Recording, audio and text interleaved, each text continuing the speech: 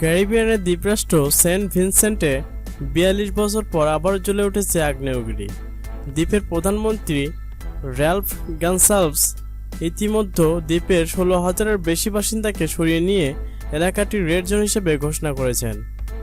জাগ্রত এই আগ্নেয়গিরির প্রভাবে কালো ধোঁয়ায় আকাশে অন্ধকার নেমে এসেছে এবং আশেপাশে এলাকা বিষাক্ত হয়ে যাচ্ছে।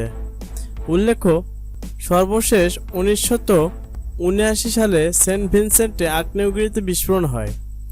এর আগে ১৯০২ সালে এক আগ্নেয়গিরি বিস্ফোরণে এখানে ১,০০০-এরও বেশি মানুষ মারা গিয়েছিল।